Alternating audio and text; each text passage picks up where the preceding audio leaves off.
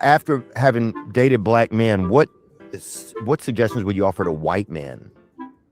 Is there any way to like correlate any of that?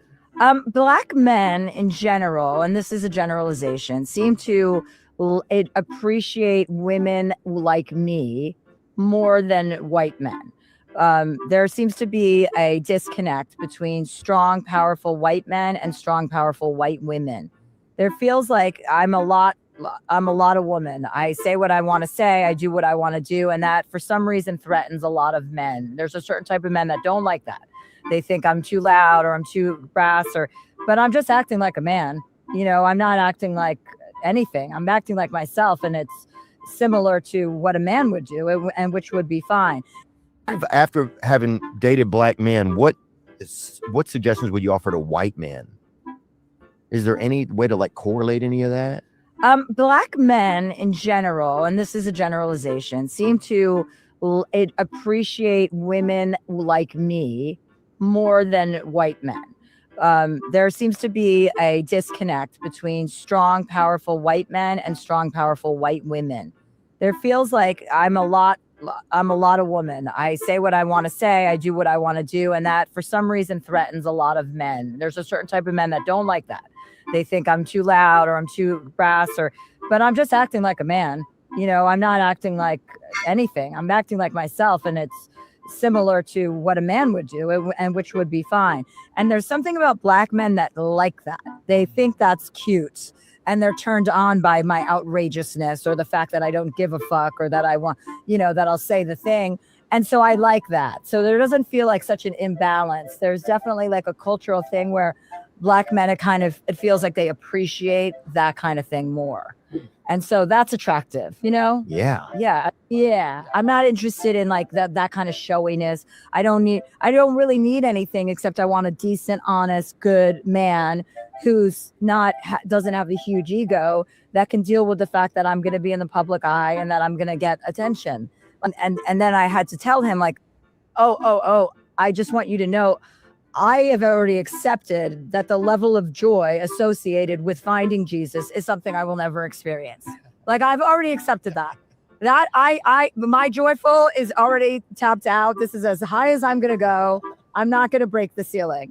So, but that's in relation to you talking about children and knowing that there might be a feeling you might not experience without having them, which is something I deal with all the time, because I don't have children, and people like to go out at me for that. Like, you're a woman. How could you do that? It's like, how could I do it? Because I don't think I'd be that good at it.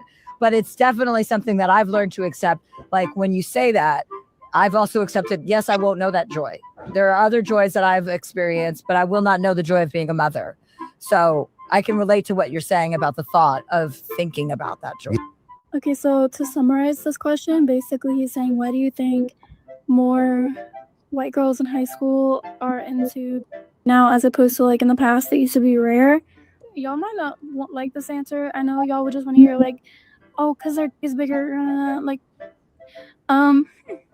but like I'm gonna answer this as a 21-year-old that had friends that were in a lot of just like consistent interracial relationships, and also like I really just think it's an attraction thing, because a lot of the relationships were like genuine relationships and like multiple guys, and they just happen to all be black type thing, and like, but like they're just more athletic, more dominant, funnier, less cringe, I guess you can say. But yeah, I think it's mainly like the energy. They just look better, more attractive features, etc.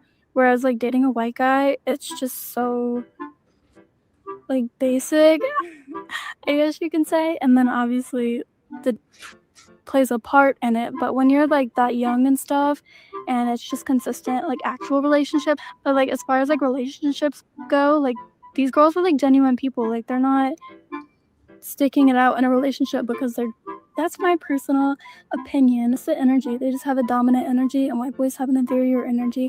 Also, I find that whenever white guys have like a dominant energy, it's like unattractive. Like, it's kind of like cringe, like pipe down. But if a black guy has a dominant energy, it's like that just makes sense. And this isn't always true. This doesn't go for every black guy. It doesn't go for every white guy. But like, that's just what I found happened. Okay, so don't come for me. That's just my opinion.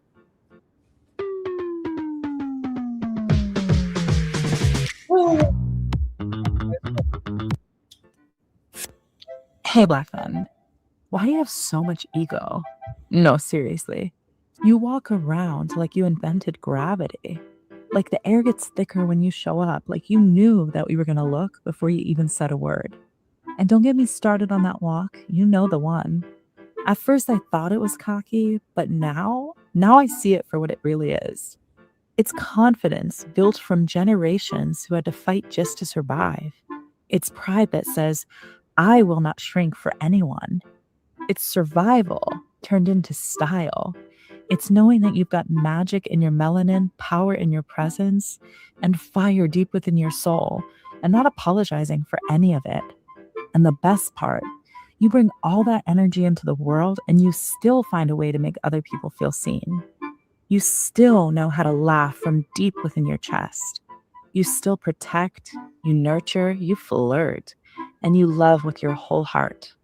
So yeah, black men might have a little too much ego, but I'd say they've earned almost every single bit of it. And I hope that you never dim that light for anyone. And this snow bunny right here, she's not here to dim your light. She's here to reflect it right back onto you. And keep walking like that crown is glued the fuck on. Because let's be real, it is. And I think that the black man and the white woman just liked each other. Y'all want to know why we like y'all's black men? Because they not y'all's black men. They're not. You don't know them shit. You know, way back in the day. Since we gotta go way back there. You know how we were separated and there was some still sneaky stuff going on, right? But as you know, things evolved, got better. We started to mingle together. And that made a lot of us white and black folk happy. It did. And then we got to mingle together even more. And I think that the black man and the white woman just liked each other. I just think they liked each other. And you're mad about it? That's crazy. As much as I love like the look of a black man, it is a lot from background and the culture behind it, like the work ethic, the hustle, like all of these things really just, as much as people want to focus on the fact that they're black, Right. or they have a different skin tone than me, I am looking beyond that, way deeper than that. Like you said, the culture, the upbringing, the language, Come on now. whatever. Like that slang how we adjust our words and ebonics. You like that? all that. I like Isn't it the charismatic? music, the like the- movies, keep going. the style. Keep going. Don't stop now. We got enough time to keep. Oh, the haircuts. Yeah, I did. What else? Do you know what? Like for years, right? I never was into dreads. Uh-huh. But I feel like that growing up. I see like a dress out there. The natural man. It's out the Molly. You nappy head buff. Girl. That's what I'm talking about. Black men. They either go for black queens or they go for snow bunnies. Now, snow bunnies are white Caucasian women who are really into the darker skinned man, to be pretty accurate. Loads in Europe. It's now in fashion, and it also boosts their kind of social circle, and it's deemed as really cool if they go for a white snow bunny. Anyway, a lot of them do like the black queens. They're more into their figure, but if there's like a white chick who is particularly carvy, who looks like a black chick but she's a white chick, fucking hell, that snow bunny is going to be onto a winner. And then they create these children, which in turn are so beautiful, and they take a little bit from both sides, very genetically strong children also because their genes are so mixed. And you ask the snow bunny why she wants an African or black god, and she will say, because he's the opposite of me. They're blonde, they're white, but they've got those curves that those guys just go crazy for. But you see, white Caucasian men, they don't always like those curves, so black queens are off limits. And also the snow bunnies, the cubby snow bunnies are off limits too. I love you, black man. I love you, black man. I love you, black. I love you, black man. I love you, black man. I love you, black man. I love you, black man. I think all of you younger dudes need to take some notes from older black men because they're definitely way more respectful. I was loading my groceries up at Walmart just now in the back of my car, and he was just driving by. He stopped and put his car in park, and he got out and he said, "You are just so gorgeous. I had to stop and say hello." He stuck his hand out, shook my hand, asked me what my name was, and then he gave me his business card. he wasn't rude, he wasn't pushy, he didn't give me any type of creepy vibe or anything. He just said hello, that I'm gorgeous, and he would love to hear from me. That's all. And then he got in his car and he drove away. That was it. He didn't get upset that I didn't really want to talk to him, or he didn't get offended by nothing. And I just think that's how it should be anyways.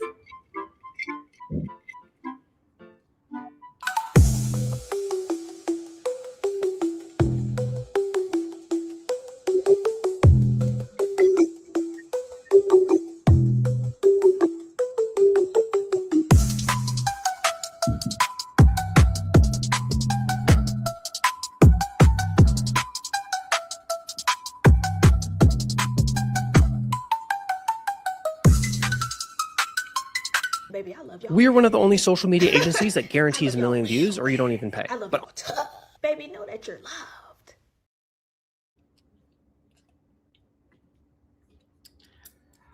All right, everyone. Y'all bad. I love y'all real bad. I love y'all tough. Baby, know that you're loved. How's it going, everybody? Like, share, subscribe on the way in. This is a very last minute live. We'll see how far I get into it. Sorry for those of you guys who joined me on my live earlier, like 10 minutes ago. I ran into some technical issues, so I just ended up rebooting my entire computer and doing it again. So that's where we're at. Like I said, like, share, subscribe on the way in. Show some love on Cash App, Venmo, or Super Chat, Shay Charday. Shout out to all of you guys tuning in. I see one of you guys tuning in from Belgium. Shout out to you. And yeah, all you guys, what's going on, Dainty? Always good to see you. What's going on? And yeah, so we're going to keep this. I'm going to try to keep this short and sweet. I ran across this article that was real random. That I thought it was kind of funny, honestly, because it's an ongoing conversation that we hear going on on social media, specifically as it relates to Black athletes. Let's just keep it a buck. Black athletes, essentially the Black men who are young and rich, the ones that have the fame. Like, there's a constant conversation on how these Black men always end up with snow bunnies on draft day, right? Y'all see that every single year. We all see it every single year. It just is what it is. So there was this article that I think it's been making its rounds across social media, and it's based upon this white woman exposing how, to lock down a Black athlete, how to lock down an NFL player, essentially any Black man who was likely to make it into the pros. And so that's what I want to break down today, because it definitely teases out this idea of, why does it seem like on draft day, why does it seem like when you see Black men who are coming into the fame or resources or wealth, or they're hitting their stride in their career, that there is a white woman on their side. You're not seeing a dark-skinned, ambiguous woman with kinky hair and broad features. No, you're seeing Becky with the good hair. You're seeing the white chick. You're seeing, right? That's the complaint. Now, I do want to be clear that a lot of this stuff is cap, because there are still plenty of Black athletes who actually have Black wives. You rarely hear about them. Okay. I actually did it. Excuse me. I actually did a video about this. Yeah, I did a video about this not too long ago too, like a few months ago, where I just looked at like NFL. Let me see if I can even find it actually. Let's see if I can bring it up real quick. Yeah, if I look at NFL player and their Black wives. So I'm gonna play real quick. Before I go into this article, I'm going to play real quick the recap of actually NFL players and their professional athletes and their Black wives. Because before I get into this article, which breaks down how white women are actually able to secure all of these Black men, I want to level set expectations that a lot of times we're focusing on the minority, and we're focusing on the small percentage, and we're still overlooking those who are actually doing the thing. Because like I said, there are still plenty of Black athletes out there who have dark skin, unambiguous. They have Black wives, Black partners, whatever. What's on the ones that got, Becky with the good hair on the side. So let me play this compilation. Oh, I'm gonna play just not all of it, but just a quick recap, level setting this conversation and remembering the article we're gonna go through in context, that there are still hella black men, black athletes who have black wives. Just nobody ever wants to talk about that, because again, we have to promote a narrative. We have to remember that their narrative is always going to be that when black men get successful, they're going to be with white women. That's always going to be the narrative. It doesn't matter the numbers, it doesn't matter the reality, it doesn't matter the statistical evidence. The narrative, of course, not all, but the narrative, particularly as it pertains to what's being promoted on social media and online, is that when black men get to a level of success, they always want to be with a white woman. Like, we just know that. So for just the purpose of, really debunking narrative's sake, I'm going to play this video. I did this about 4 months ago. And yeah, and then I'll go into the article. Wants to play. Do you have to wait? What's going on? Look at that. Black men. Why?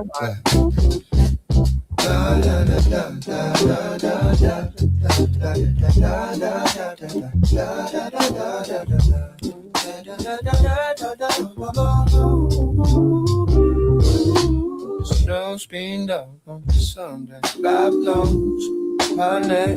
Big T, you I'm rapping that halo slowly. Twist out, fall like poetry. Coconut oil on your shoulder, you laugh. Say my hand's too rough, but I learned every curl, every pattern like a language I can't get enough. Black love, black one, black love, black love. You're a crown I'm honored to care for. Every kink, every coil, every strand, I'm devoted to the world in your hands. Black love, black woman, black hair, black hair. You're a garden I'll always stand in. From the roots to the air, I swear your beauty is my favorite religion.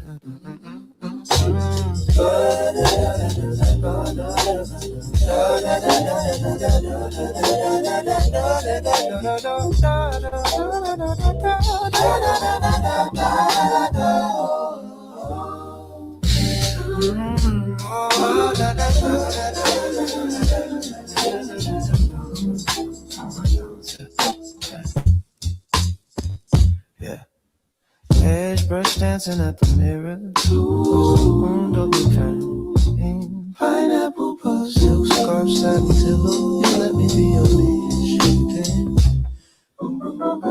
Baby swing when you're laughing. Arch day turns to slow dance nights. Deep talk while the mask is setting. Steam on the glass off street light. You say, baby, they try to break this. All the stairs, all the hands, all the names. I say, baby, this is brilliant. So I'll oil your scalp on a Tuesday. Tangle your day with my palms. You lean back, eyes closed, so easy. Heartbeat drum under my thumb. Da, da, da. Da, da, da, da, da.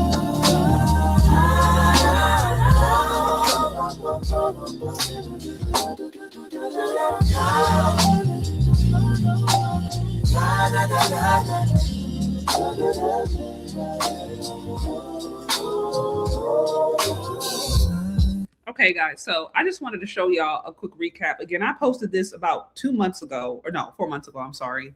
And all it is just, 4 months ago. All it is just countless evidence of different Black athletes and their Black wives.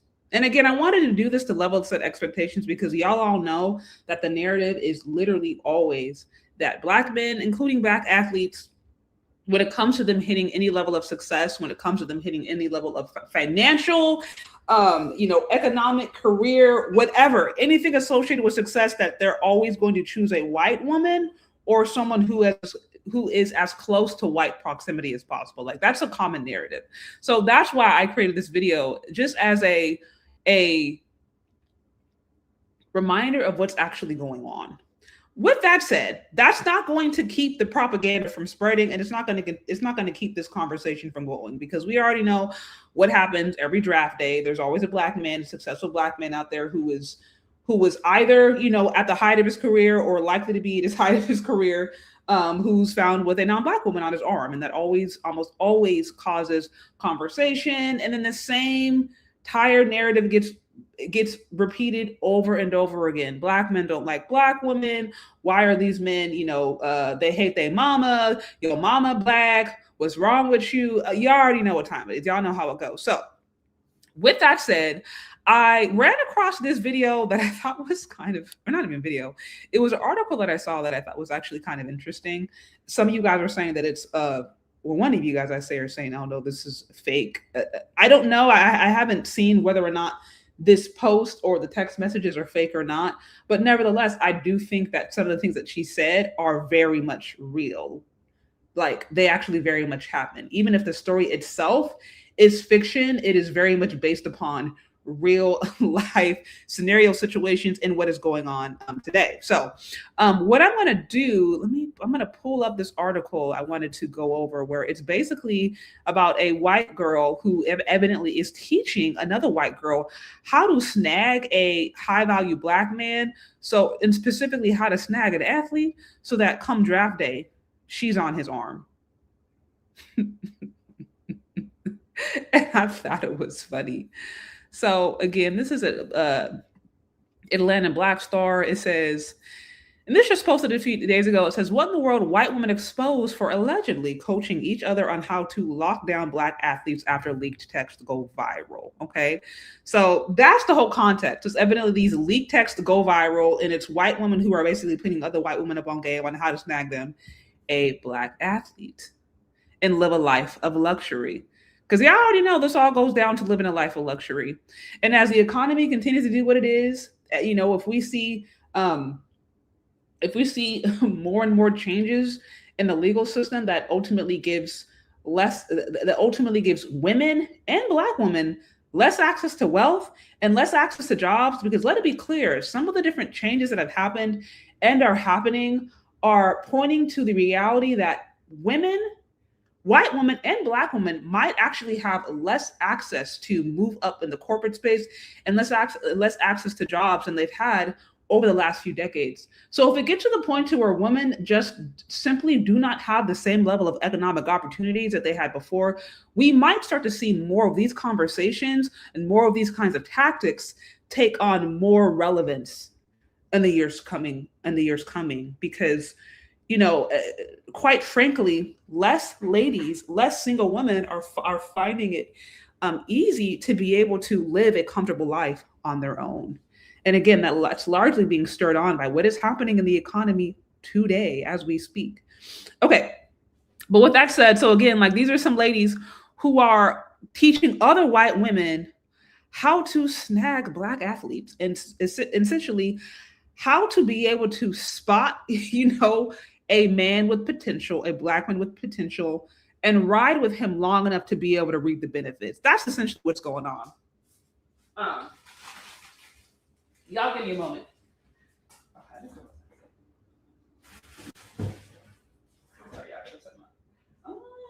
Okay. So I want to again set the context that the thing is, what some black women don't actually understand is that black women will always have a genetic advantage in the black community. Like, when it comes to just like the simple preference of black men, black women will always have a genetic advantage. They'll always have that, because at the end of the day, black men collectively, I'm not saying every black man, but black men collectively like and prefer black women. They like and prefer black beauty. Like, that's what they like. That's what they're into. You know what I mean? And so that is something that I think, because there's been so much propaganda, I think because there's been so much, you know, social media narrative, people not being in real life, people being isolated, whatever, because there's been so much of that, a lot of black ladies Like, really be thinking out here that that black men, your typical white black man is just going around all day, literally dreaming about blondies. You know what I mean? Like, if he had his pick of the litter, that he'd be with a blonde-haired, blue-eyed girl with big boobs and a flat butt. Like, that is what black men dream about. And they don't understand that, like, just like all men, generally speaking, tend to be primarily attracted to women of their own race, of their own ethnicity, because it's familiar. It reminds them of themselves, especially if they actually like themselves or have a good sense of their cultural pride. Like, that's a common thing that all men of all ethnicities have, including black men. So what a lot of black ladies don't understand is that in the game of dating and mating and the competition of dating and mating, black women actually have a genetic advantage when it comes to black men. Because first of all, a lot of black men still prefer black beauty. They still prefer a black woman, if they had their choice, a beautiful black woman. Right? And then there are black men out there who would really actually like to have black babies. Like that really, really, really is the thing. And so that's something that I think black ladies still don't always understand. If you were to simply listen to social media or listen to what if you were just to simply listen to all the propaganda stuff you'd be seeing online, like I said, you would really think that the collective of black men, if they had their pick, would be with like a Swedish girl. And I'm like, that's absolutely not true. That's absolutely not true. Now, with that said, just like most men of all races, of all ethnic backgrounds, tend to primarily be attracted to women of their own race first. So, right, your typical Korean man is going to prefer to be with a Korean woman. Typical Indian man is going to prefer to be with an Indian woman. The typical, white man, the Irish man, or whatever. Like, it's very common. The same goes for black men. However, most men are still going to go with the best deal. They're going to go with the best deal.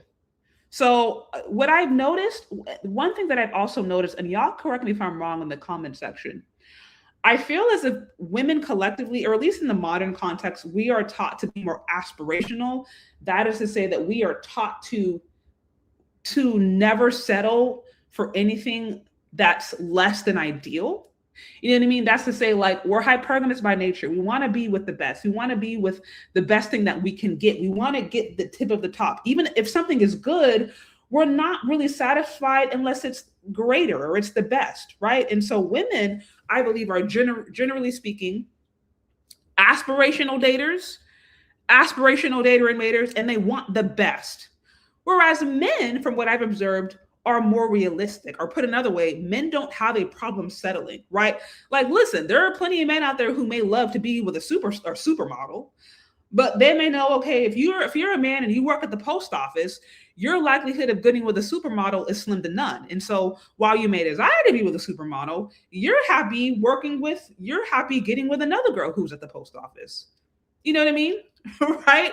Whereas you will have a woman who works at the post office who will then go on, at the time will have gone on Kevin Samuels' podcast and say, yeah, I work at the post office, but I want a man who makes at least $500,000.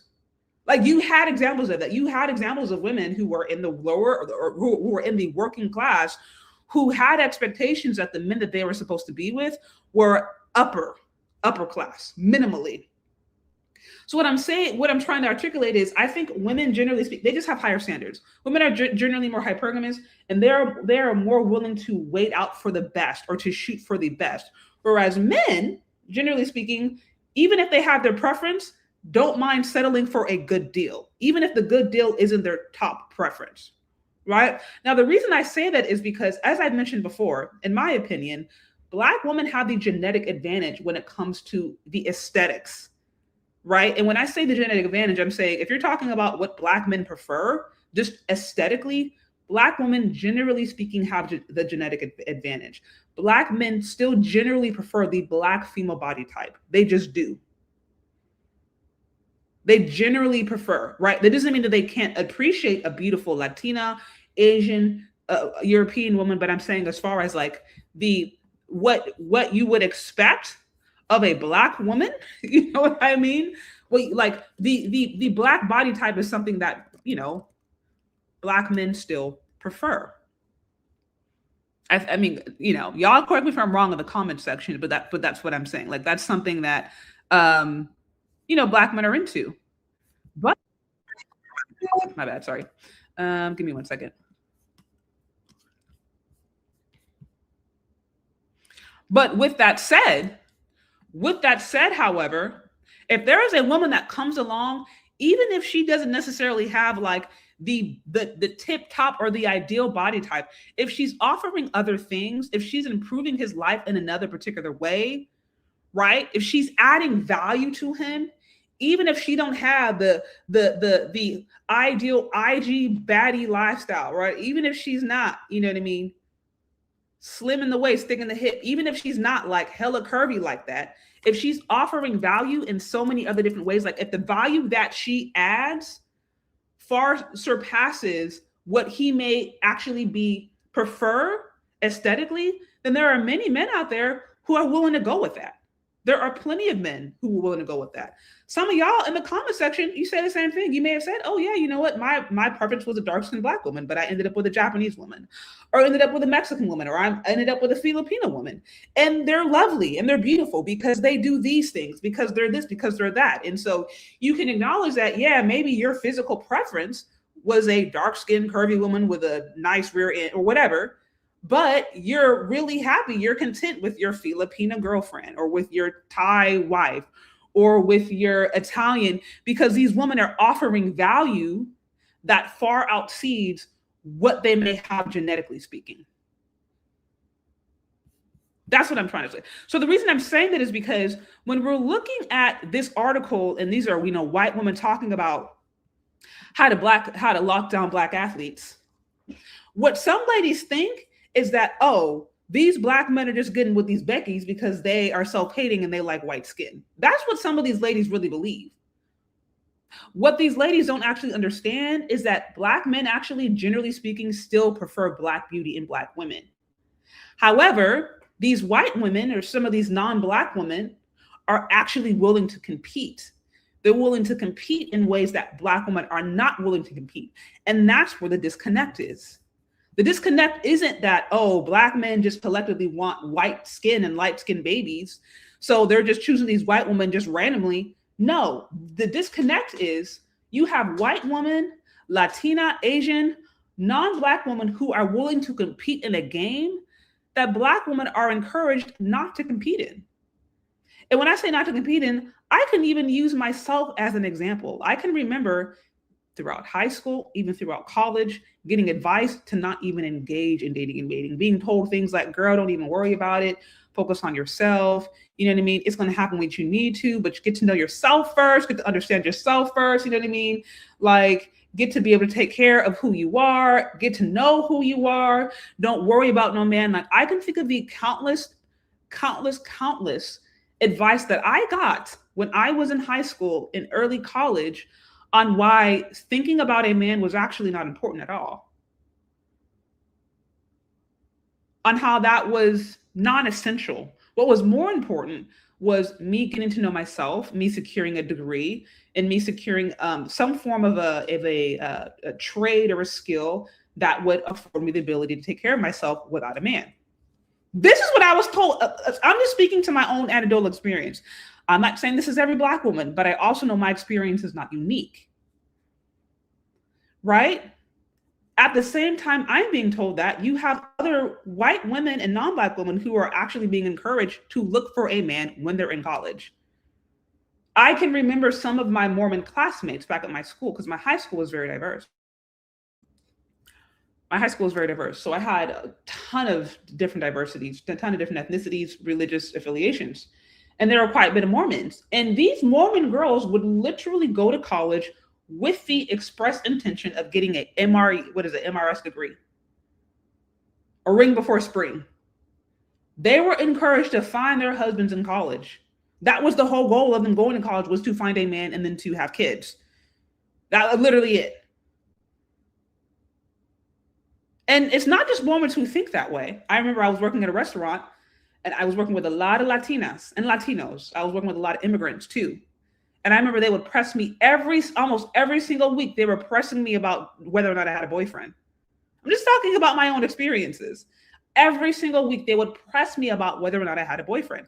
These are other cultures, by the way, other cultures. And I'd be like, no, I don't have a boyfriend right now. I'm getting a degree. And they look at me kind of strange, like, okay. But like, no, I don't have a man right now. I'm focusing on getting my studies. And like, they're looking at me kind of weird, like, okay.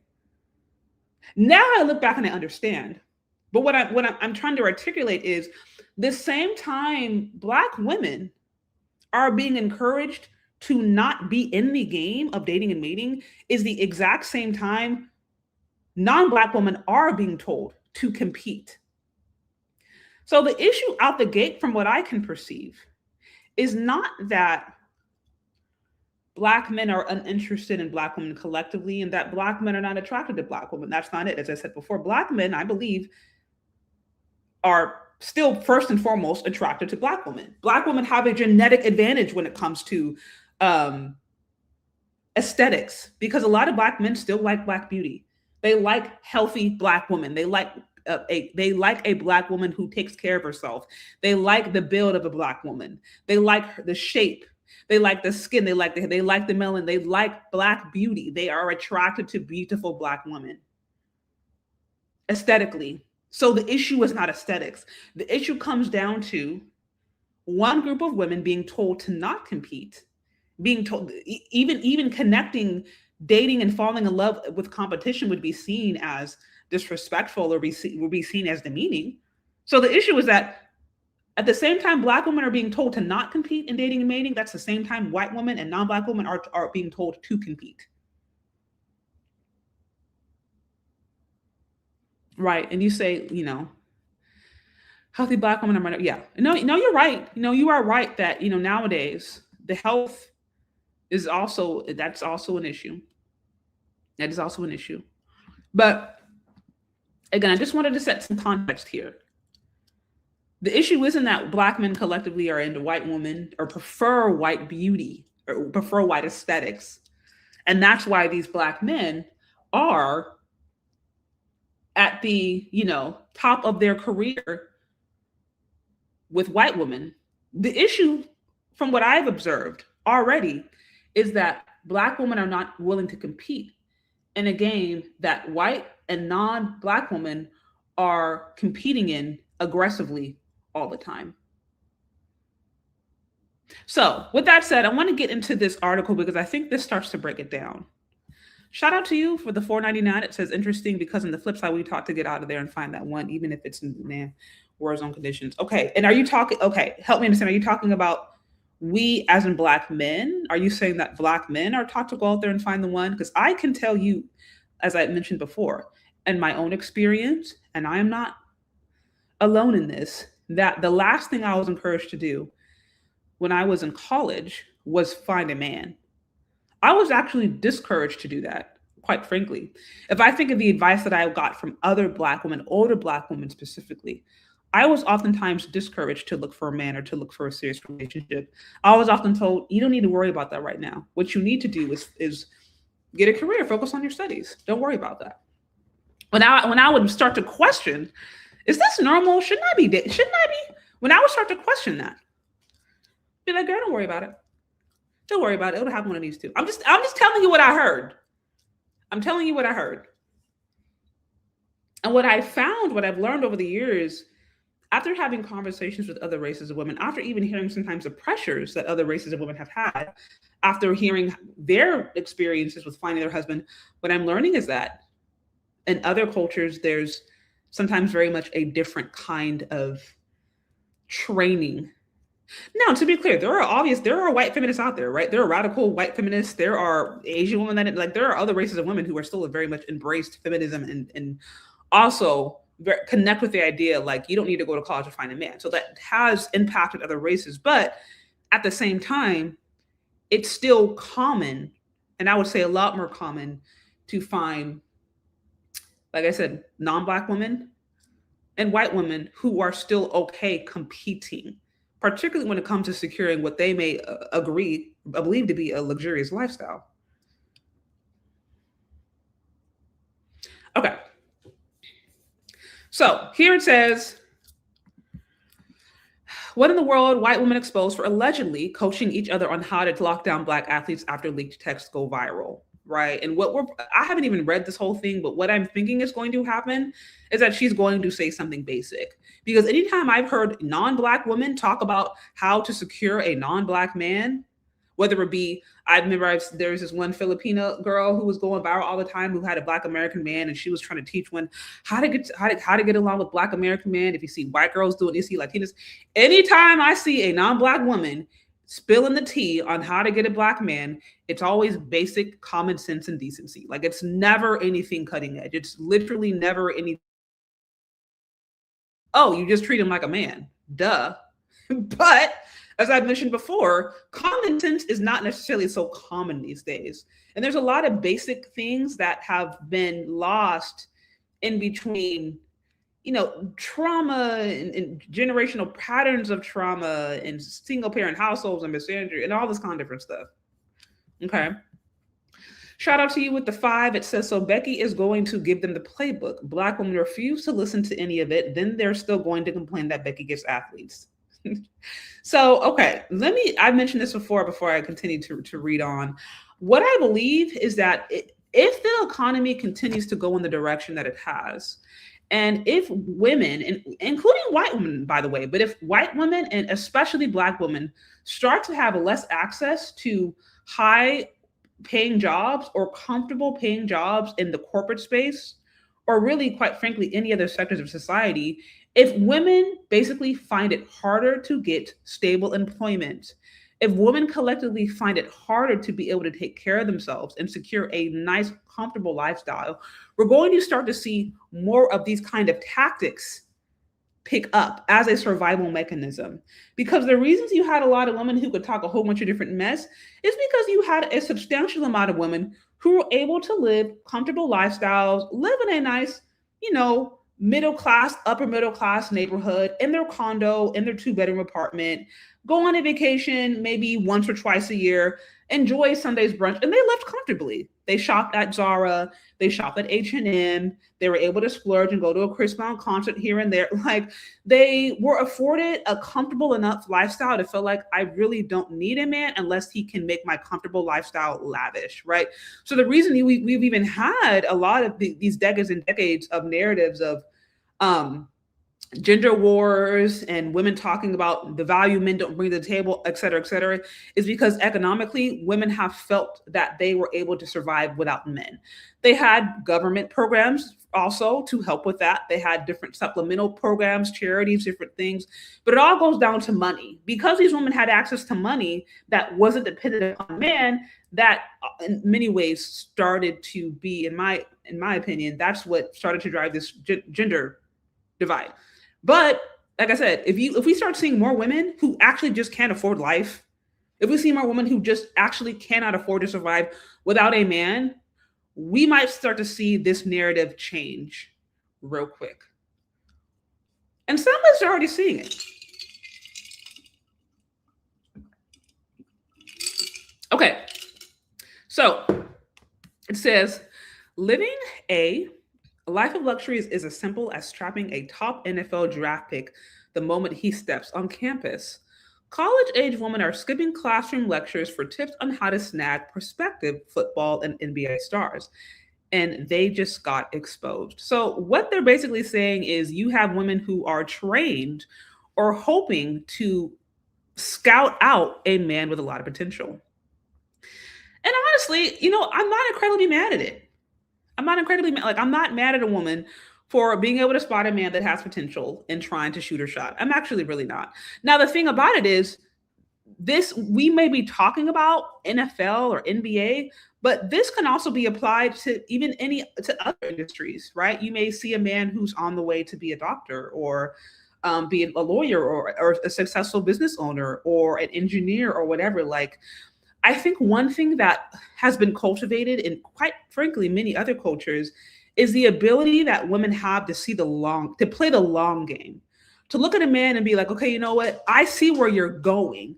You may not be rich right now because you're in college, but I see that, 5, 10 years, however many years down the line, you're going to be a very successful. You're going to be able to provide the kind of lifestyle that I want. You're a good investment to put in. So it's like this idea of investing in a man that has potential based upon what he's doing and what he's building then, or another way, this idea of investing in a man that has a vision with what you align with, this could apply to any industry. They're talking about NFL picks, but not every woman wants to be with a professional athlete because that comes with a certain level of sacrifice. You might want to be with someone who's in the professional space. You might want to be with someone who's, an entrepreneur space. You might want to be with someone who's in whatever. But nevertheless, it's how do I spot a man who is showing, who has a vision that I am in alignment with. So I'm not necessarily mad at a woman for doing that. I don't think you necessarily have to skip class to do that. You can still develop yourself and have a relationship. But I'm mad at the idea of a woman being able to scout a man that has a good trajectory. To me, there's absolutely nothing wrong with that at all. Here it says an online debate surfaced after alleged messages exposed what's being described as a white college student scheme to attract and keep wealthy athletes. So, it's here it's saying it's a scheme, but, to a certain extent, women have always been competitive. I don't even know if I can say that it's a scheme for any woman for being willing to play a game that other ladies have decided that they're too good for. Is it really a scheme or is it strategic? Is it really a scheme or is it strategic? Because as I mentioned before, at the beginning of this, I said, hey, Black women have the genetic advantage. Healthy Black women have the genetic advantage when it comes to what Black men actually prefer aesthetically. They have the genetic advantage. What we're likely dealing with in these kinds of conversations is a willingness to compete and an unwillingness to compete. That's what we're dealing with. And looking at this article already a few sentences in, that's what I'm thinking this all goes down to. Because probably what's going to happen, probably whatever schemes this white woman is going to be sharing, probably just goes back to just basic humanity and a willingness to compete and show up in a market or in a game that Black women are always told not to engage in. And I shared with you guys my own anecdotal experience. Like, I'm not reading this or coming to conclusions based upon other papers I've read. Like, I've experienced this stuff. I've been told those things. I've had those conversations, and I know other women who've been told the same thing. And some are saying it's definitely strategic on how white women are targeting young Black men. So yes, it is strategic. It is strategic in how are some of these women targeting these Black male athletes. It is strategic. It is strategic. Now, my thing is like, okay, so like they say, hate the player, not the game. No, what is it? What's that thing? Hate the player. No, don't hate the player, hate the game kind of thing, right? Like, basically, are they strategic? Are they trying to, quote, catch them, win them, whatever? Yes. I use the word win because win implies competition. But the thing is, the fact that they have the ability to do so easily, in my opinion, exposes something deeper. Because think about it. If Black women have the genetic advantage, healthy Black women who, take care of themselves, keep themselves fit, feminine, friendly, if they're doing the exact same thing that these white women are doing, do y'all really think that all these Black men on draft day are going to be sitting up here with white women? Like, a Black woman were putting in the same amount of energy as this lady is about to explain. If a lot of Black women were doing that and they are fit, feminine, friendly, do you really think we'd be having this conversation? So I can understand that, like, okay, are some of these ladies being strategic and trying to get these men? Absolutely. But that's what I'm saying. You have white women who are being strategic, or non-Black women even who are being strategic. At the same time, you have Black women who are being told not to engage. That's the problem. That's the problem. And I'm telling y'all this because this is what I was told. This is what I was told. Okay. So it says as a white college student scheme to attract and keep wealthy athletes. And it's like, and? Okay, they're plotting, they're scheming, whatever. They're being strategic. You're not doing anything. You can't be mad if you don't get the results that you didn't fight for. You know what I mean? Like, you're strategic about trying to get a job. You're strategic about trying to get really anything worth having in this world. You're going to be strategic about. If you want to lose weight, you're going to be strategic about it. If you want to grow your hair, you'll be strategic. If you want to glisten, these ladies like getting these bust down weaves. They're going to go try to get the best hair, find the best stylist. You're going to be strategic. You're going to try to find, okay, what bundles, when do I purchase these bundles, what time of day, when are the sales? Like, y'all going to be strategic about getting these long bust down weaves. Like, you're strategic about anything that you value. So I'm not mad at a girl for being strategic, trying to get a wealthy person or just getting a person that she's attracted to, especially if other people aren't willing to compete for it. I'm not mad at it. I'm not mad at it, honestly. Here it says, screenshots from an alleged text thread involving a student identified as Halen M., her roommate Lexi, and Lexi's sister quickly went viral after first being shared by the Bish gossip. The jaw-dropping messages instantly set the internet on fire. Eagle-eyed viewers started playing detective, questioning whether the screenshots were real and if some of the responses sounded a little too calculated. But our readers are sounding off after reading the messages. Halen's friend allegedly wanted to lock in a tall chocolate football player just like her sister. Fulfilling that desire is easy, but you have to play your cards right. Rule number one is the foundation to lure an athlete with a pick-me mindset. He's the prize. Remember, he can change your life. You can't change his. Social media influencer Brittany Renner shared the same message with Jackson State University football players in 2021. Renner was invited by then head coach Deion Sanders to speak to the young men about the trap. She told them, naturally, if you play a sport, that's an incentive to talk to you. Everybody wants something. Even if we have our own thing going on, it's like me being with you is good because you boost my stock. I boost your stock. It's that simple. One woman replied, and when we tell Black men this, you are just a game, and it come up to them. They don't want to hear none of that. Echoing one shared perspective in the comments, another said, what in the world? So basically, you had women in here who were supposedly offended or supposedly, I don't know what, they were proven white that, oh, these women are only getting with you for your money or resources. See, but here's a cold hard truth. A lot of men know that this is the case regardless. Like, let's just be honest.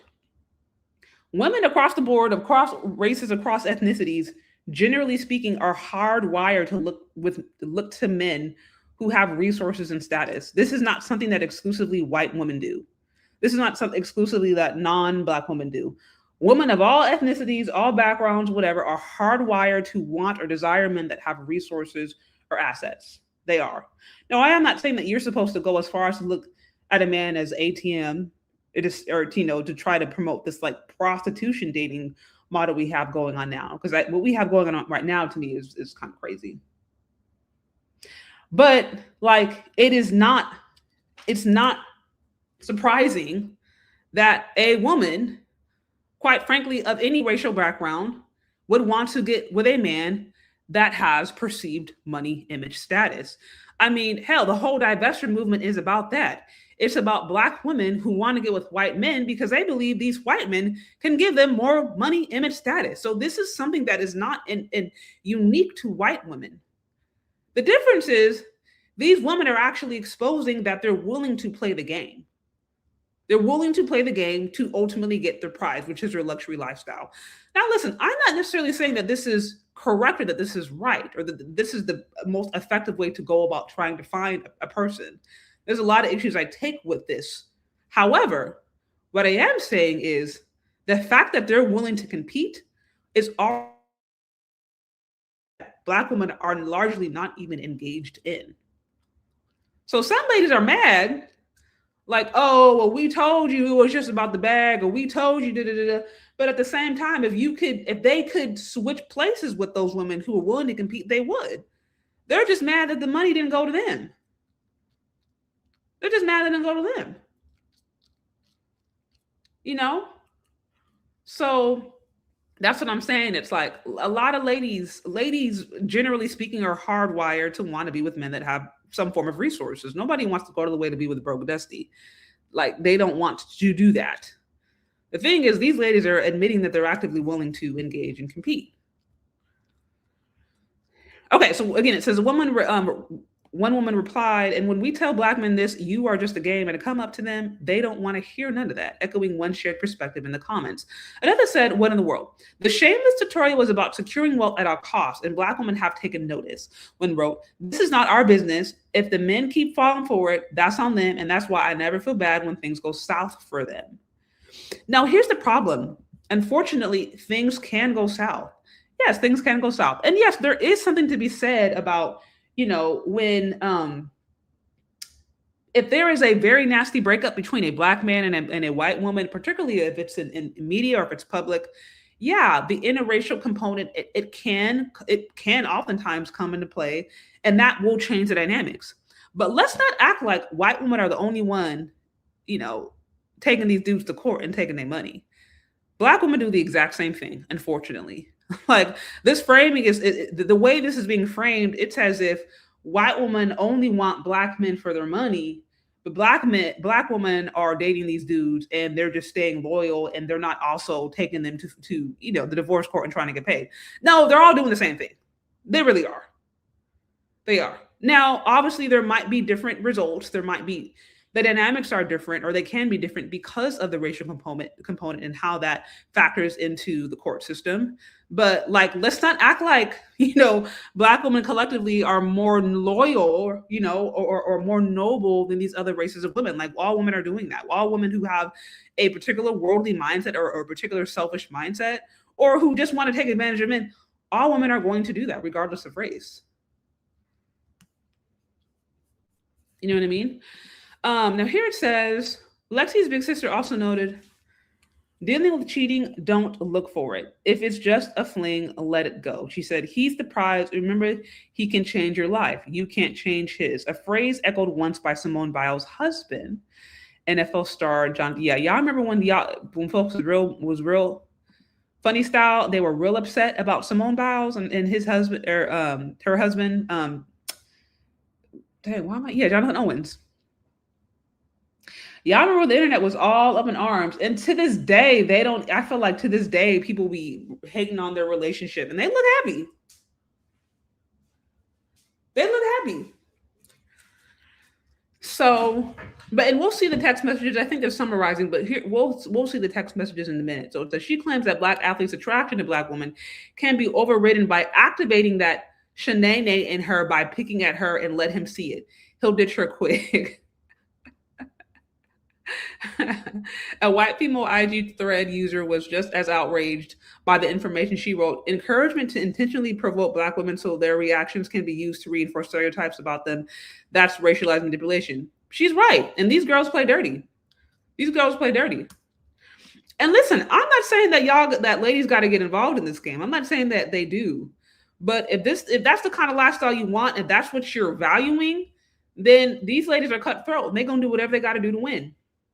Okay, so here it says, leaked messages show women teaching her sister how to get a top athlete going to the NFL. So here's the actual leaked message. It says, tell me why my roommate's sister is giving her a full tutorial on how to secure a top athlete and wealth. All my sister gave me some condoms and a $200 for college. Okay. Here it says, let me see. I want a football player, NFL, preferably a tall chocolate one, like you did. I want your life. Says that's easy, but you have to play your cards right. You can't be an emotional little girl. She says, okay, so first of all, and I haven't even read through all of this, but already what I'm thinking, what she's going to say is probably going to be some basic common sense. So you can't be an emotional little girl. Yeah. So learn to have balanced emotions. Now, first of all, you know, being a woman, you're always going to have your ups and downs. You're always going to have your emotional. That just comes with being a woman. But what she's trying to say is, okay, take emotional responsibility for yourself. Like, you don't want to be so chaotic that you start to, you don't want to weigh down his life with your emotional mood swings. That's kind of big because, you know, a lot of ladies talk about emotional labor, but they don't want to talk about the way men also do emotional labor for women. And they do. Anytime you're in a relationship for any length of time, both parties are doing a level of emotional labor. But we never talk about the way that men do emotional labor, and they do. And what I've noticed about the way that men do emotional labor, the thing that I can say that I've noticed the most frequently in the ways that men do emotional label is they provide a sense of stability, right? Whether it's, if a woman's feeling depressed, if she's feeling down, if she's feeling like life is over, if she's feeling angry, if she's feeling right. Like, I feel like the level of emotional stability that I've seen most women provide, whether it be to their girlfriends or wives or whatever, is stability. It's stability in the midst of a chaotic emotional experience, a chaotic emotional whatever. It's not to say that men also can't have chaotic emotions, but that's the way, from what I've observed, the way that I've seen men really provide a level of emotional labor is being a place of stability and being a strong force in moments where women feel the weakness or, quite frankly, are in a journey of trying to find where they land in their own feelings, whatever, in their own feelings journey. Because like I said, women go on journeys with their feelings. You know what I mean? And in the midst of that, that's when sometimes men are like, okay, I gotta be the stable force that she rides us out.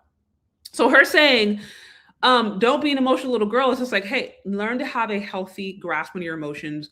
Learn how to deal with whatever it is you're dealing with.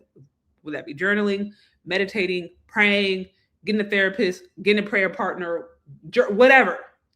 But don't try to put that heavy load on him. Like, basically, don't give him the emotional responsibility of keeping you happy. And quite frankly, no man should have that. It's not a man's responsibility to keep a woman happy, in my opinion. Okay. Okay, so then she continues. He's the prize. Remember, he can change your life. You can't change his. Dealing with cheating, don't look forward.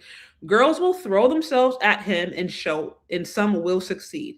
If it's just a fling, let it go. But don't let him get emotionally attached to one of them. P.S. He'll always be attracted to Black girls. Activate that shenanigan in her by picking at her and let him see it. He'll ditch her quick. And so, right here, this is what I'm saying. This girl who, like, assuming this is a real thing, this girl, she's in it and she understands the risks. She understands the cons. She understands the sacrifices, and she's willing to engage in it. She literally said, you're going to deal with cheating. Y'all remember what Kevin Samuel said? High value men have options. And this is why I'm saying, it's like, a lot of people want to get caught up in the glitz and the glam of how things look on draft day, but they don't necessarily understand the reality of what this is actually going to mean, which is why this whole situation that, we just passed through with, what's his name? Klay Thompson and Meg Thee Stallion, and people talking about him cheating and, being surprised that he's not monogamous. It's like, bruh, he's a professional athlete. He's a professional. That's like being mad at a dog for barking. And I'm not saying that by nature of being a professional athlete, you necessarily have to cheat. But what I am saying is that the expectation is almost that you are going to cheat unless you have very strong personal or religious convictions to not do so. Because that's the culture there. Like, the culture that, like, there's countless women throwing themselves at you. There's countless. So like I said, unless a man has a personal conviction or a personal reason to not do that, like if you think of Steph Curry, he's been very open about his faith. He's been very open. His wife is very much in the public, for better, for worse. But he's someone who's, there's a certain set of values that he has been open with leading with. And there's a certain lifestyle that comes with being a, self-proclaimed man of God. So outside of that, unless a man has decided in that position that he wants to be monogamous and loyal for his own personal and moral convictions, then the expectation, the unspoken expectation, is almost that he is going to cheat, because there is literally options every single day for him to do so. And I think that's the hard thing that some ladies either they don't get, and quite frankly, they're not meant to. It's not meant to. That's what I'm saying. It's like a lot of ladies out here, they are valorizing a lifestyle they couldn't even handle. Because here's a woman saying, basically, you're going to have to deal with cheating. It comes with the territory. Most women couldn't deal with that. Most women couldn't deal with that. right? And then this whole idea, like, he's the prize. Like, you go out to an event, they're going to be looking at him. You may be beautiful, but all eyes are on him. He's the one that's bringing in the money. He's the one that has the fame, or he's the one that has the status. They're going to be looking at him, not you. Again, not every lady is necessarily happy about that. You know what I mean? Shout out to you, Game Changer. I see competing for a black man reveals his worth. This is a secret way black men wish to remain secret. Shout out to you. That's what I said before. I was like, a lot of what we're likely going to see in these hidden text messages is women who are willing to compete, who expose the ways in which black women are encouraged to not compete. And listen, I'm not sitting over here telling you that, listen, you just gotta look the other way as a man cheats, because I don't support that. But what I am saying is, if you want a particular kind of lifestyle, if this is the kind of lifestyle that you adore or that you fantasize about or whatever, you got to know what it comes with. And what she said up to this point, whether or not you agree with it morally or not, rings out as realistic. Okay. Here it says, oh, and one other thing too, like I said last part, he will always be attracted to black girls. As I said before, the issue is not that these black men have zero or negative attraction to black women. In most instances, black women are the beauty preference of these black men, even professional athletes. That is their sexual preference. In many cases, right? Fit, feminine, friendly black women who take care of them, all that kind of different stuff. Again, the issue is not the attraction. The issue comes down to one is willing to compete and one is not. And black women are oftentimes told to not compete, told to not engage, told to not really do much of anything for a man that she's attracted to other than just be. Whereas you have other black women or other non-black women and white women who are actually doing things. They are like going out of their way to try to make that man feel special. Whereas black women, not only are we told to not engage, oftentimes we are told that the man has to put out for us. And so there's not this idea of, okay, well, how do you show up in a way that you can make him feel special as well? I don't think that's collectively taught.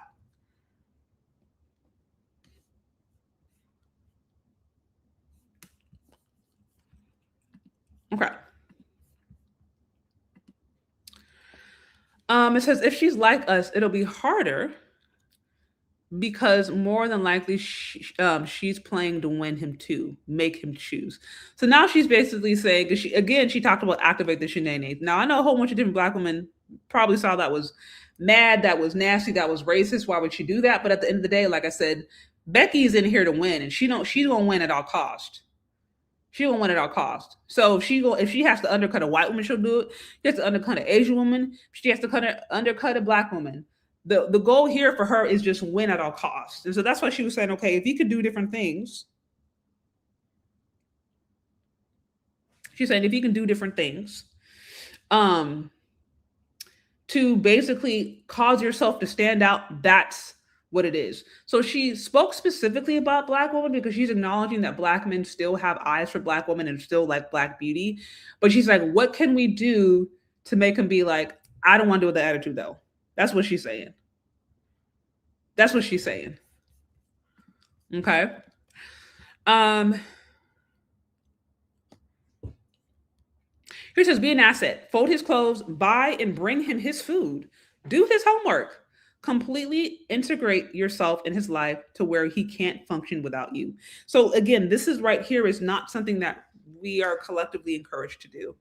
Like, if anything, I think a lot of black women are taught in a way to try to protect themselves from being taken advantage of.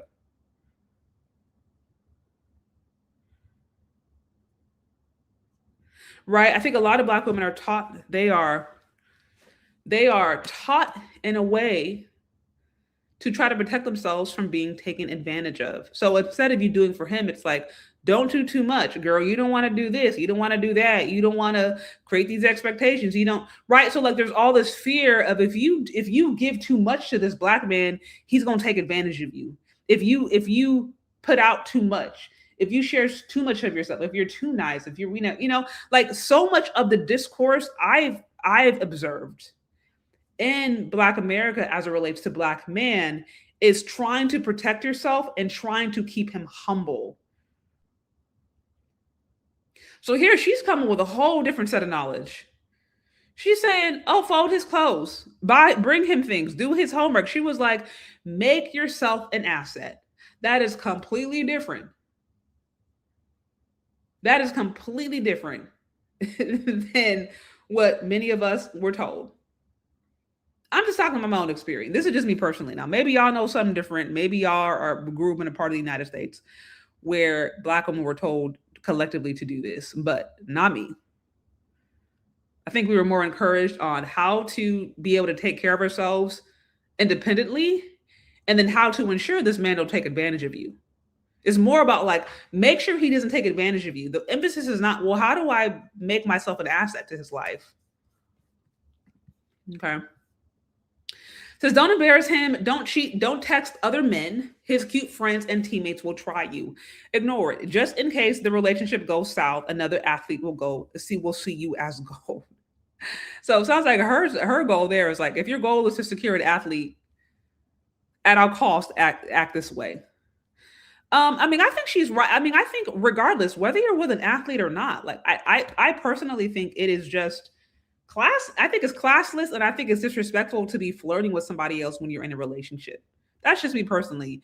And he don't need to be an NFL player. He don't need to be or NBA player, or he doesn't need to be a professional athlete. I'm just like, if you're in a relationship with anybody that you love and value, like you shouldn't be going around flirting with somebody else, in my opinion, if y'all are serious. I just think that's disrespectful. So I agree with everything that she says here. Like, you should, if you're chosen, then you should act like it. You should behave like it, whether he's around or not. You shouldn't constantly be seeking for another option, you know what I mean? I don't think that's good.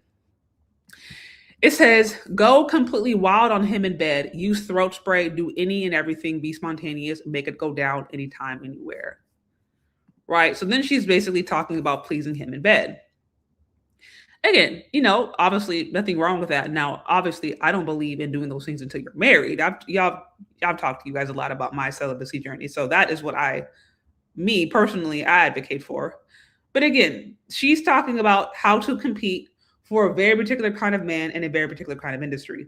And these men have a lot of sexual options all the time, anywhere, all the time. They do. And it isn't like, she's not talking about how to get a man of God, how to get a man man with money and resources. So this is all about, all the different things that you would do if that's what you're going for. And again, I'm like, he has options. He has access to strippers. He has access to these cheerleaders. He has access to all kind of women who do all kind of different things. So she's like, compete in every area available. Try to make yourself stand out by doing any and everything for him. His mom, it says, do not tell his mom any personal information, especially something negative. She will tell his entire family and he'll blame you. Just smile, wave, and be quiet. See, the thing about it is, again, a lot of this advice is common sense. Do not be flirting. Don't be flirting. Now, some ladies are going to be mad and say, okay, so you're saying that he can cheat, but I can't? They're not going to be happy with that setup. And I'm not saying that they necessarily have to. She's just saying she's talking openly about,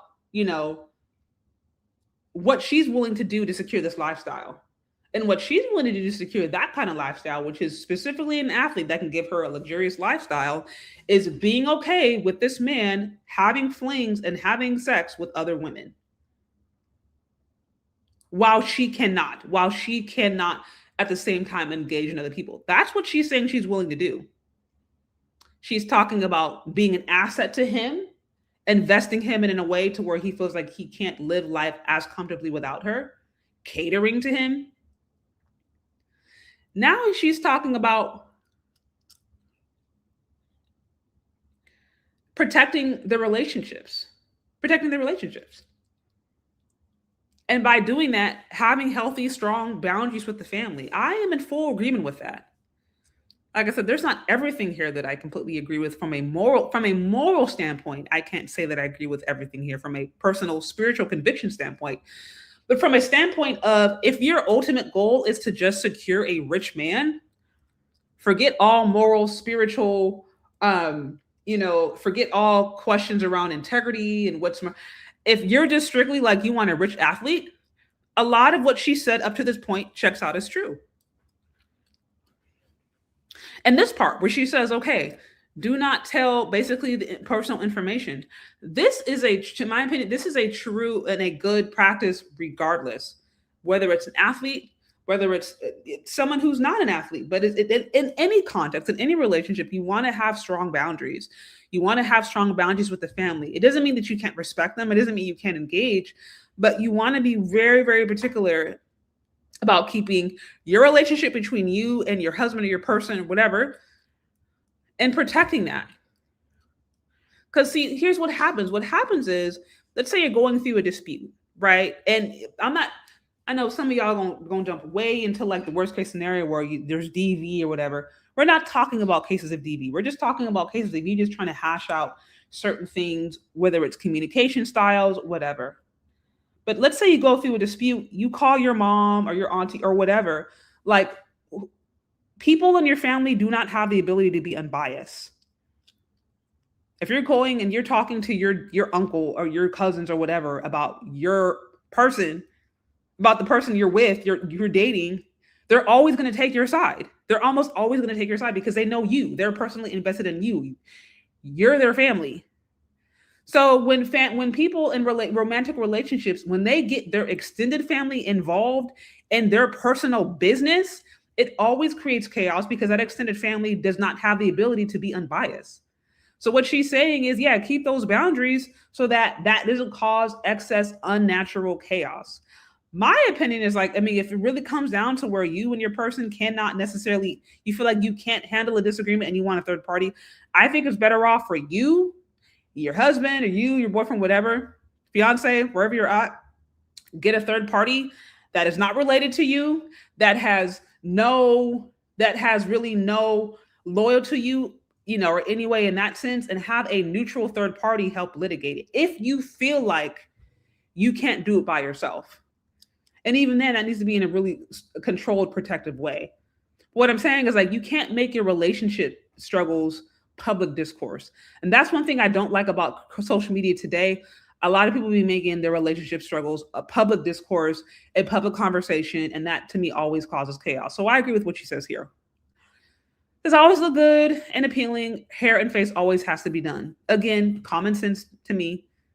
Now some dudes, like I said, some dudes are different. Not every man wants a woman's face beat every single day and heal. Like some guys are really into just like natural beauty. I would argue a lot of men are into natural beauty. But also you have to remember, the caliber of men that she's talking about. These are men who are around women who are throwing themselves at them left or right on Instagram, sliding in their DMs, messages, in person. That's what they're doing. Yeah, you said simple disagreements. I saw this one. Disagreements can blow up easily when family is involved. I also want to acknowledge your super chat. Shout out to you where it says, what's being said should be common sense to any functional woman. I agree. A lot of this is just like common sense. Complete common sense. This isn't like, oh my gosh, I've never thought about this before. Wow, this isn't breaking news. These aren't cutting edge strategies that have never existed in humankind. Like this is basic common sense. Here it says, yet they're continuously pregnant by poopy. Yeah. Well, like I said, toxic women tend to be attracted to toxic dudes. Water seeks its own level. You know what I mean? Okay. So it says, always look good and appealing. Hair and face always has to be done. Yeah, that's common sense. Push for marriage, or at least to have multiple kids, and you got him. Now, this part is crazy because here she's talking about locking him in. It's basically like you invest in this man and then you lock him in. Now, is this fetishizing to a bit, or is this objectifying to a bit? We could argue yes. Absolutely, especially when you understand the history of Black men and white women and the USA. There could definitely be an argument for yes. I understand that. But at the flip side, what I will also argue to a certain extent is that this is inherent to female nature. There are women of all racial backgrounds who have the tendency to want to plot and kind of see men as prey, unfortunately. And I would guard against that. But the thing is, this woman is being strategic in a place where some women are not willing to be strategic. And because of that, she's willing to win. Says in 2 years on draft day, you'll be a millionaire and all your friends will work hard in school to literally never live the life you live.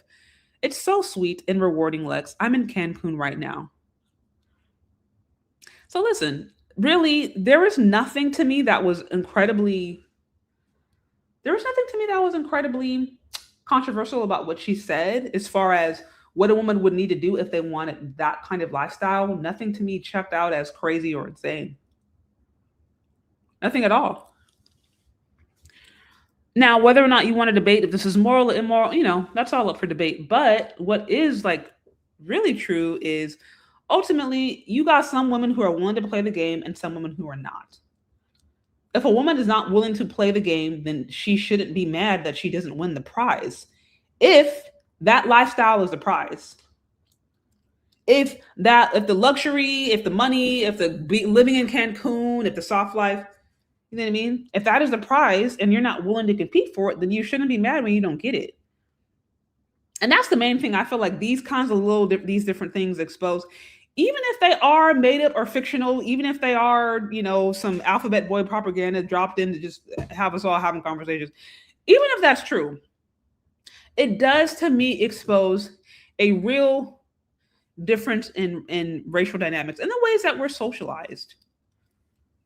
Many Black American women, and I can include myself in that based upon my own experience, were not socialized to compete in that way, or that is to say, we're not taught that was even necessarily necessary. We're not taught that was essential. We're not taught that was something that you even did.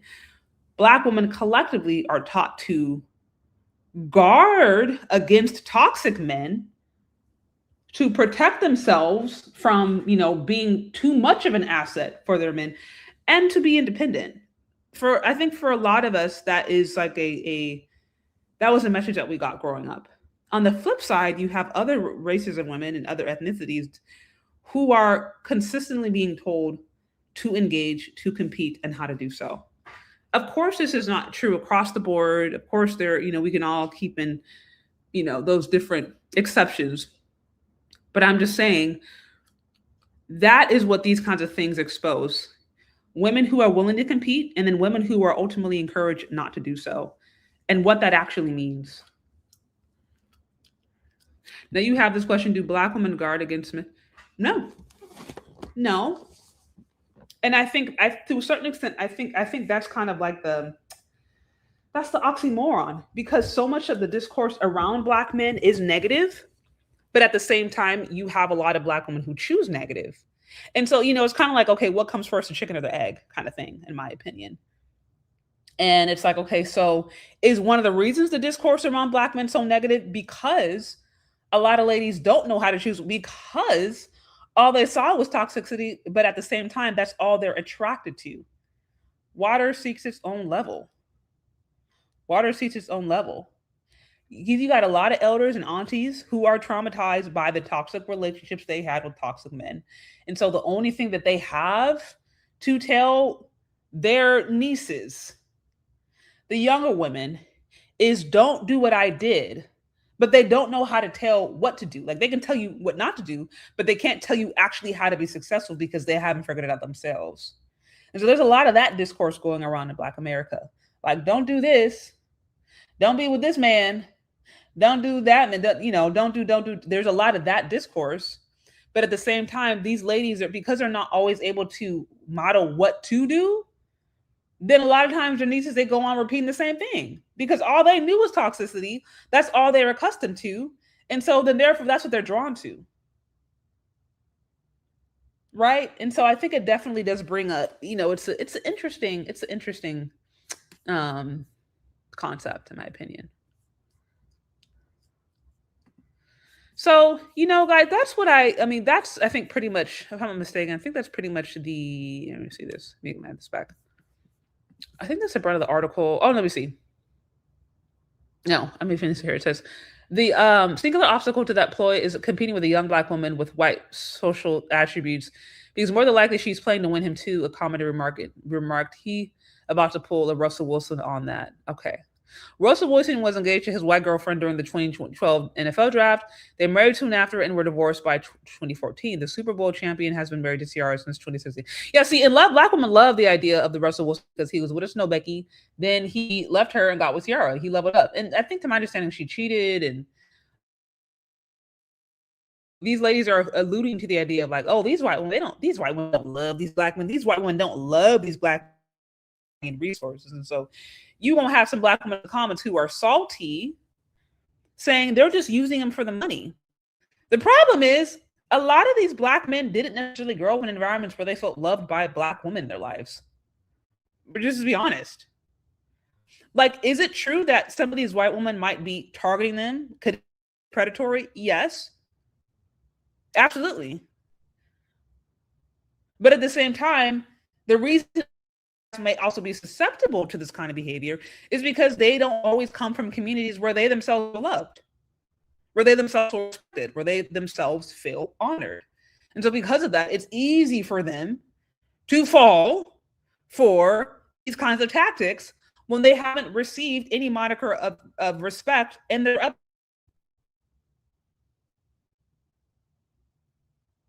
You know what I mean? So that's, when I read those things, I'm like, okay, we have to take everything into consideration. Yeah, maybe it is predatory if you want to say that. Maybe you can argue that. But can you also honestly say that the black man is being cultivated in an environment where he himself loved and celebrated by the woman in his family, by the woman in his community? Is a narrative around black men collectively in Black America that they have intrinsic value and worth just for who they are, that we love and respect them, that we care for them, and that we're willing to also, invest in them?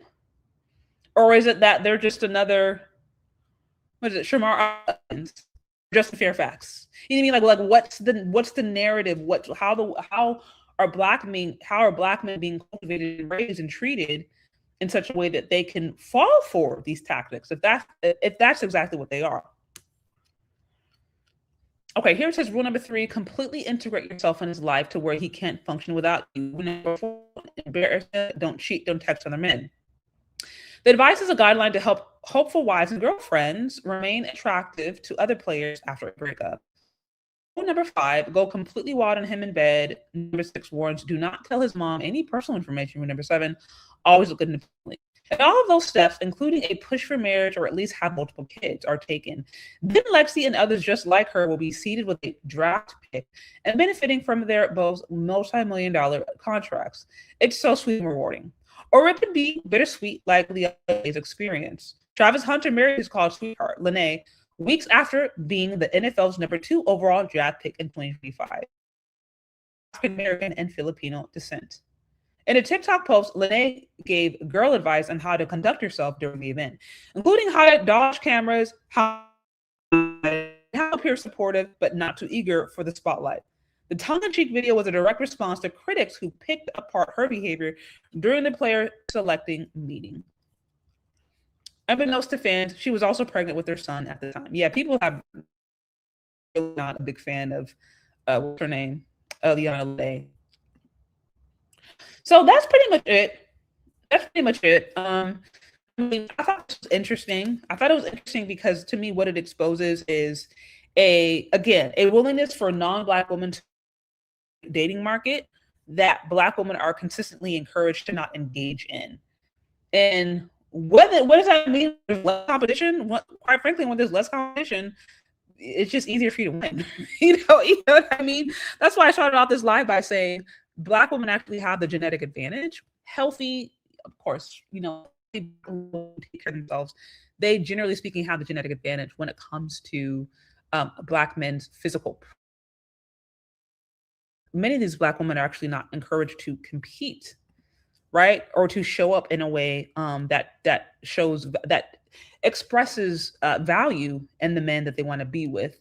I think a lot of us are taught more so to protect ourselves or to make sure he's not taking advantage, to make sure he's not cheating, to make sure, like we're so guarded that the concept of investing and being an asset and being these things, quite frankly, it may trigger like a trauma response. Quite frankly, it might feel scary because you think you might make yourself vulnerable to being taken advantage of. You might make yourself vulnerable to being abused. You might make yourself vulnerable to be, like some of us can't even put ourselves in the environment or in the mindset of, I want to be an asset to this man because there's such a fear that this man will inherently abuse you. Because that's the only way that some Black women have been socialized to see men, particularly Black men.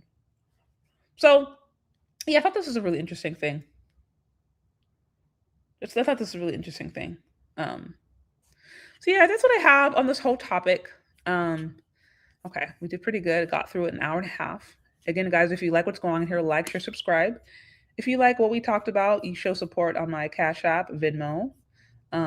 Cash App, yes, a Cash App, Venmo, Shay Sade, as always. Also, you can follow me on Substack. You can follow me on Substack where I'm posting articles and all kind of different stuff. And yeah, I'm trying to think of, I think that's all I wanted to cover off today. Oh, you're saying you'll do a follow show? Okay, sounds good, game changer.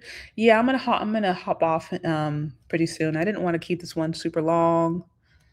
Wanted to see, just how interested people were, but yeah, I just didn't have a ton of time, so just wanted to cover this off in real time because I thought it was interesting. I thought it revealed a lot, and what is crazy to me is this thing, will go out, and yet again, would not be surprised if the next draft day we have the exact same conversations. And what a lot of ladies don't understand is that these men are not getting with white girls or non-Black girls because they're not attracted to Black women by and large. Now, some of them, like I said, some of them may have preferences, and that's fine. I don't, but that's not the primary reason these dudes are not with Black women. My personal opinion is that the reason that some of these dudes, many of these guys are not with Black women is simply because these ladies made it easy. These ladies were competing. These ladies were competing in a game that Black women didn't even know existed or chose not to engage in. They were investing. They were hunting these guys down to a certain extent.